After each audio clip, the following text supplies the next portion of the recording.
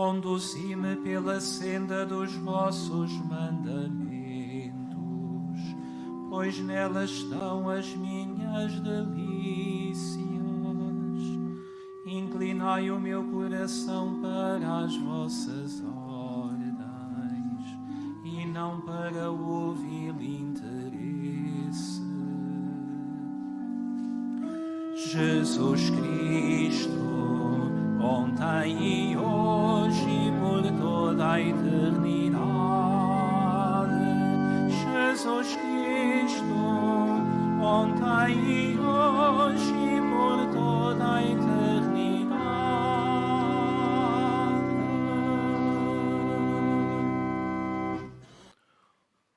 O Senhor esteja convosco.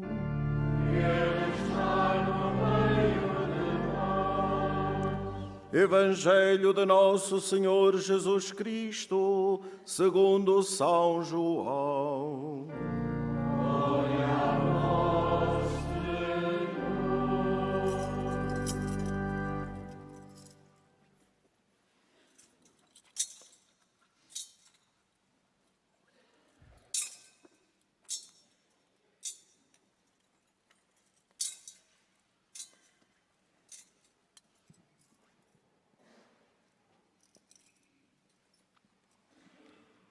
Naquele tempo, disse Jesus a Nicodemos: assim como Moisés elevou a serpente no deserto, também o Filho do Homem será elevado, para que todo aquele que acredita tenha nele a vida eterna. Deus amou tanto o mundo que entregou o seu Filho unigênito, para que todo homem que acredita nele não pereça, mas tenha a vida eterna. Porque Deus não enviou o Filho ao mundo para condenar o mundo, mas para que o mundo seja salvo por ele. Quem acredita nele não é condenado, mas quem não acredita já está condenado, porque não acreditou no nome do Filho unigênito de Deus. E a causa da condenação é esta: a luz veio ao mundo, e os homens amaram mais as trevas do que a luz, porque eram más as suas obras. Todo aquele que pratica más ações odeia a luz e não se aproxima dela, para que as suas obras não sejam denunciadas. Mas quem pratica a verdade aproxima-se da luz, para que as suas obras sejam manifestas, pois são feitas em Deus. Palavra da salvação. Glória a vós, Senhor.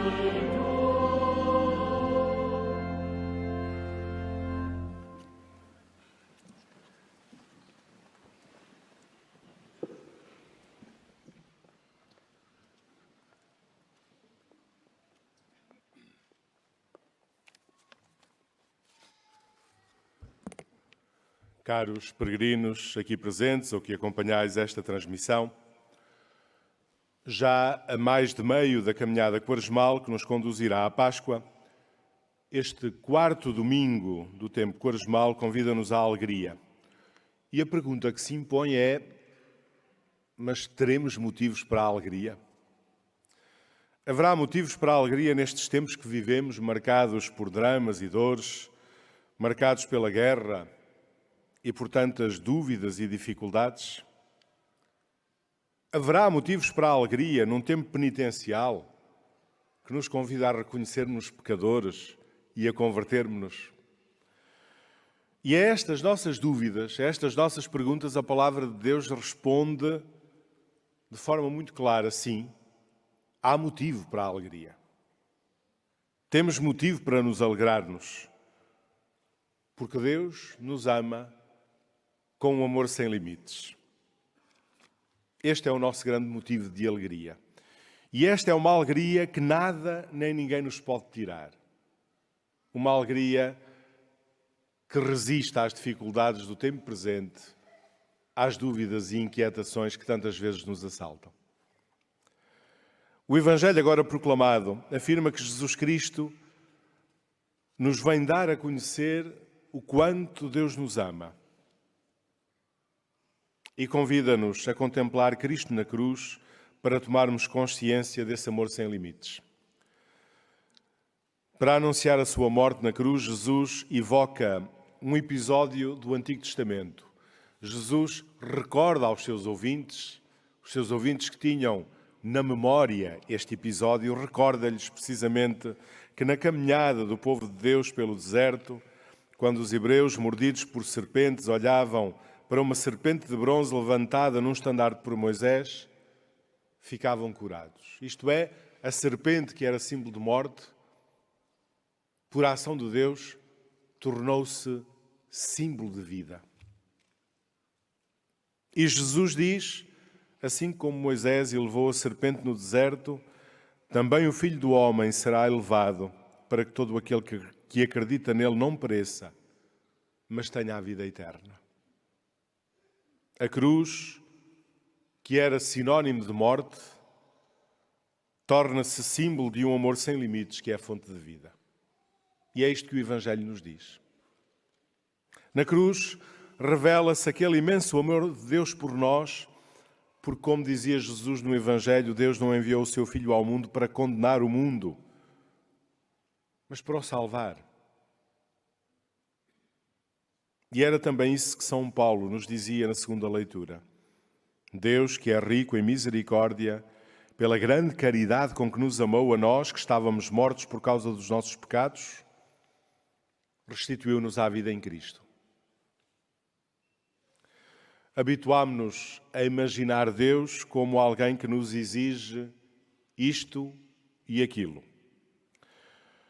Habituámo-nos a imaginar Deus como alguém que torna pesada a nossa vida com as suas exigências, normas e mandamentos. Embora muitas vezes não o digamos assim, a verdade é que sentimos Deus como um peso. Sentimos Deus como um peso no nosso dia-a-dia. E é por isso que temos sempre alguma dificuldade em acolher a revelação de Deus como aquele que dá e se nos dá. Como aquele que oferece e se oferece por nós. Como aquele que quer apenas salvar e não condenar.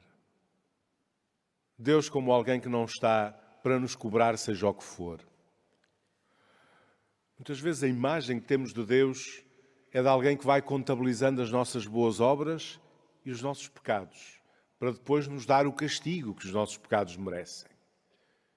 E esta é a imagem que cultivamos de Deus, não percebendo que esta imagem tem pouco a ver com o Evangelho. Que não é uma imagem evangélica. Deus é, antes de mais, aquele que quer dar-nos algo, que se nos dá, que nos dá a vida, que nos quer dar a vida. E é isso que a palavra de Deus hoje nos revela, nos dá a conhecer. Somos convidados à alegria, mesmo no meio das dificuldades da nossa vida,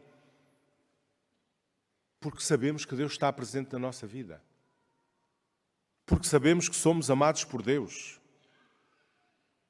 Porque sabemos que Deus nunca nos deixa sós, sobretudo, nunca nos deixa sós nos momentos sombrios e difíceis que cada um de nós tem de atravessar. Somos amados por Deus, Ele que levanta os fracos, que fortalece os frágeis, que vem ao nosso encontro nos momentos de desânimo para animar a nossa esperança e para despertar em nós a confiança. Este é o motivo da nossa alegria, uma alegria que ninguém nos pode tirar e que nem as tribulações e dificuldades podem fazer desaparecer.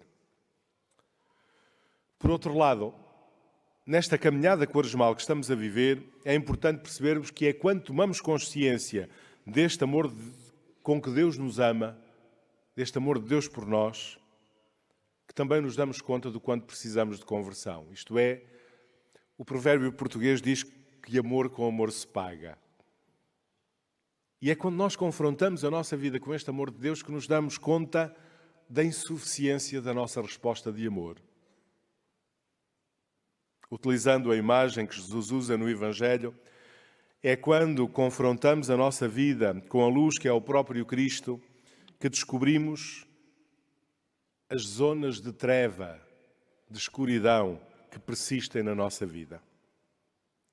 É a consciência do amor de Deus por nós que torna por isso possível um caminho de conversão, esse caminho a que a Quaresma nos convida.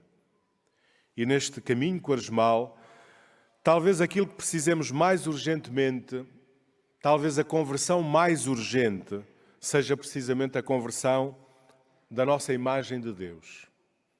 Da imagem que fazemos de Deus, tantas vezes muito pouco premiada pelo Evangelho. Uma imagem de Deus muito pouco cristã.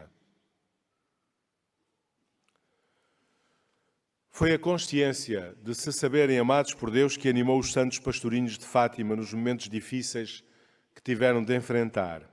Momentos difíceis por causa das muitas incompreensões, momentos difíceis por causa da enorme pressão exercida sobre eles, momentos difíceis por causa da doença que os vitimou. E apesar de tudo, nesses momentos difíceis, não perderam a alegria, porque a fonte dessa alegria era Deus, e Deus nunca os abandonou.